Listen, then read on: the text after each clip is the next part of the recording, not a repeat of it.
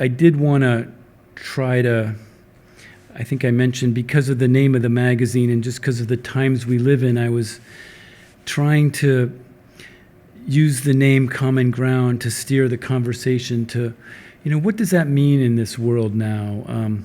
It can be on a lot of different things where there's controversy. I mean, you're aware of what's going on politically all around the world. There's so much fractiousness. I think the name Common Ground, to me, would sound like here's a platform where people can come and bring their views, and where others can listen openly without pulling anyone down, and realize that we're all human beings, number one, whether we're born in India or in America or Africa or Europe or Middle East, doesn't matter, that there is commonality that we have. The realization we're all children of God, we're connected with each other. A part of God is what gives us life, and that's what our real self is.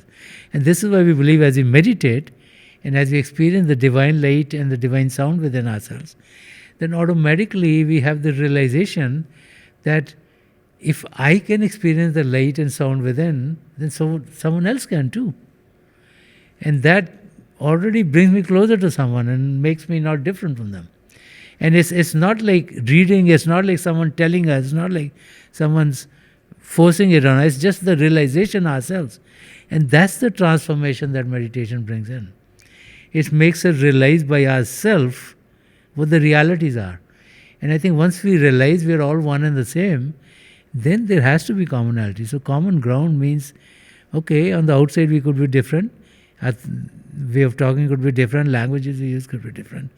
But we have the commonality, and that is that the thread of God is what makes each and every one of us be connected.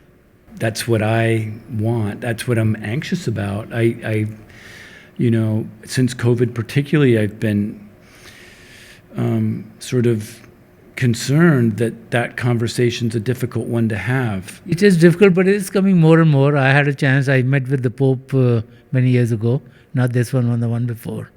I met with the head of the Orthodox Christian in Cyprus, and it was very nice. When we talked to them, we could talk about meditation, you can talk about things like that, and they were very open to these kind of things. And I have a chance to talk to many, many people all around the globe, religious people and spiritual people. And I think it's just like on the outside, sometimes the ego of the human being is such that they want to portray to others that they are either more knowledgeable or more superior or better or for some reason. And that ego, since we are unable to control that ego, is what brings all kind of troubles in our lives. Indeed, it's like the root problem is our mind. And our egos are combative and they're entrenched and they're combative. And this is why if as you meditate, and I think the connection with this divine power within is such that it starts to work on our ego, it starts to work on our mind, it starts to have them realize that, hey, I'm the same as someone else, whether they're rich or poor or more educated or less educated, from one culture or not, doesn't matter. And it's that transformation that happens by itself. I think that's the key. It's the experience with the divine power within. The experience makes the change happen by itself. And as a human being, if we get transformed, more and more of us get transformed in a city, let's say, that this city will finally get transformed. It can maybe help the country, or maybe the whole globe, one of these days. So I feel like there are more younger people today who are looking for something more than the materialistic gains that we've had in the last few years, a few centuries. And I think more and more people are more open to